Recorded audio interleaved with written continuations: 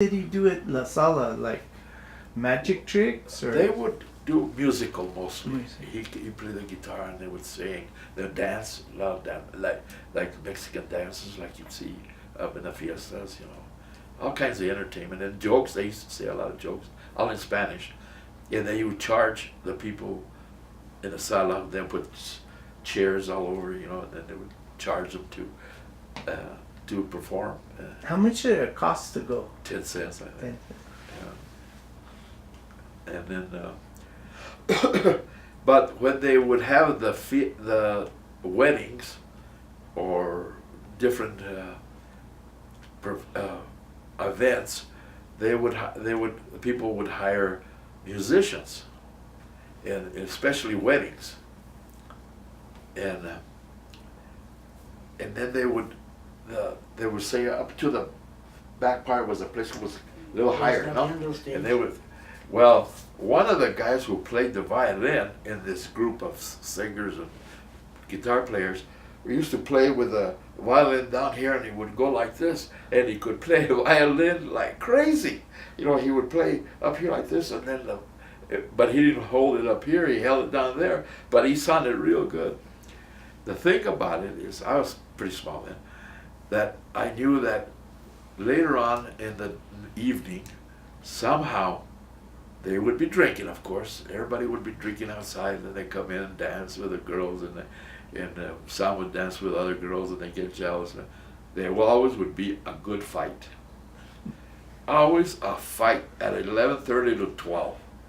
And they would, of course they would just use their hands, you know, but they would fight, and then all the women would make a big deal out of it. Oh, get him out of there. And they would go all over the place, you know, and the musicians going like crazy like this, you know. And I was up there watching all the fights going on. And it was really entertaining. For me it was, you know, because I was waiting for the fight, you know, after the dance.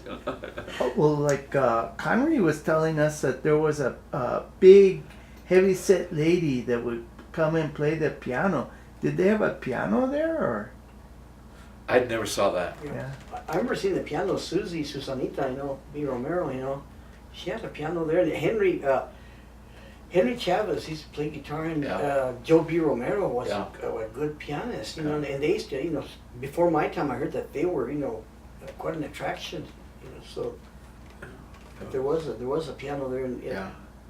And then they would have, I don't remember what I think it's around Christmas time where they would have Los Pastores. Los Pastores. You heard about Los Pastores, yeah. And they would have, it was a play, an old, from Mexico, I think. And the Gallegos Antonio was the director of it, and then he also would play the guy who was real lazy, which was lazy. Yeah. What was it? Bartolo. See, so they would put on a play and rehearse and everything there, and then all the people from Agua Fria, of course, they would charge for this, but it was a traditional play put on by the local people, and it was kind of fun. You ever see it, Neil? No? Yeah, yes, I did. You did, yeah. And unfortunately, the last time it was ever put on, 1962. My brother was going to be St. Michael, you know, in the play San Miguel, and that's when he got killed in a motorcycle accident. And it was December the 14th, and the following Friday was going to be the first of several nights. I remember that. And who played the part? Who played his part? Do you remember? They didn't. That was, you know, he was going to be San Miguel. You know, my niece Nena was going to be the Virgin Mary, and, you know, and my brother-in-law Jimmy Prado was going to be Bartolo at that time. Oh, yeah. And my tío Antonio was going to be the Indio with a tambourine, and then he turned the tambourine upside down and go around and collect, you know. Collect the money, put it in the tambourine. I remember that. Yeah, I remember that. Really. But unfortunately, like I said, you know, they just couldn't go on, you know, and then.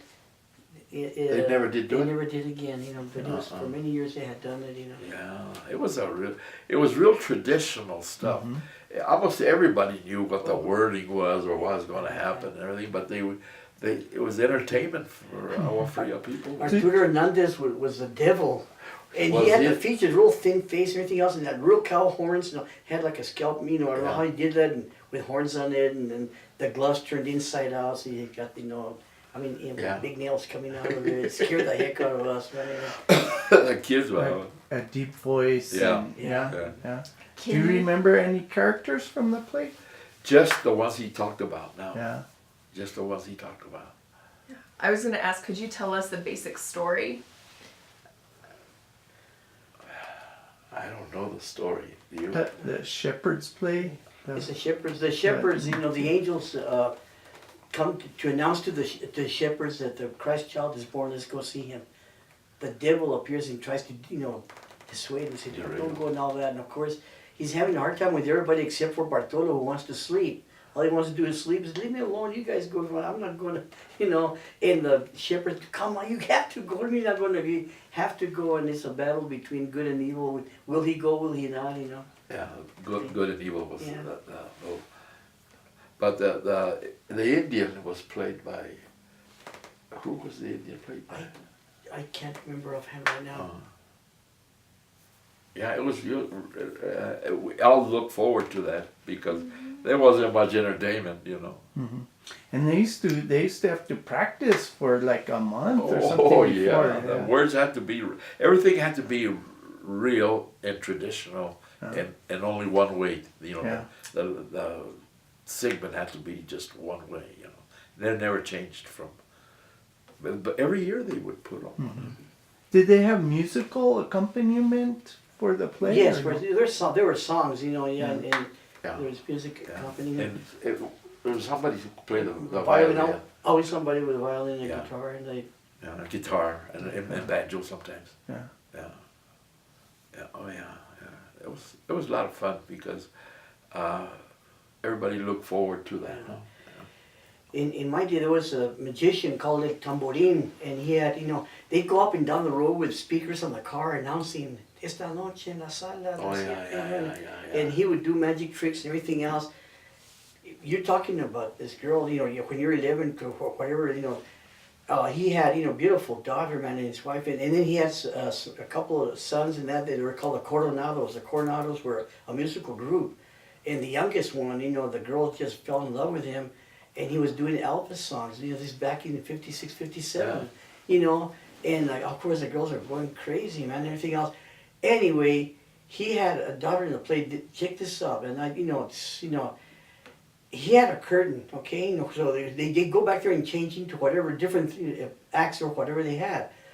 Well, this one act, the girl goes back there to change, but he can see her shadow, and she's taking off her blouse and stuff, and the lady grabbing her, don't look, whatever. And it was a shock. I mean, it was just a shadow. She had a bathing suit on, but that was risque back in those days. It was like your heart just stopped, man. And I was like, oh my God, doesn't she realize it? And the lady was, te podemos ver, we can see you. Don't take your clothes off, we can see you. But all you could see was a shadow, but and then you get home and my mom was questioning my dad, did you see what?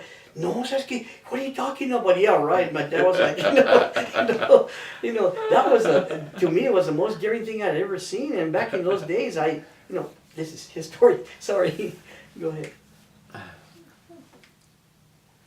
Any other questions? School, you went to, school at Agua Fria school? Yeah. Till about, before you went to California. How old were you when you went to California? About 10 years old. So you must have been here to at least a 4th, 5th grade? Yeah. Mrs. Rael, do you remember Miss Miss Rael? Rael was your teacher, okay, yes. Miss Devaya? Yeah, Miss Devaya was there, Okay. yeah. Do you remember any like Christmas plays or whatever that you participated in? Or remember they used to, for Christmas, they always put on something big? Possibly. No, but let me tell you this. My father was athletic, always had been. Well, in the Agua Fria school, they didn't even have a basketball court. And he thought, man, how can there be a school without a basketball court? So he went to the Ms. Lynch, Ms. Lynch, and told her that, why didn't they have a basketball court? And he says, well, we don't have, we don't do it. And he says, okay. He says, I tell you what I'll do. If if I buy the hoop and put up the big log with the boards across it, would you buy the basketball? And she says, yeah, I can do that, because they were real good. So we went down to where my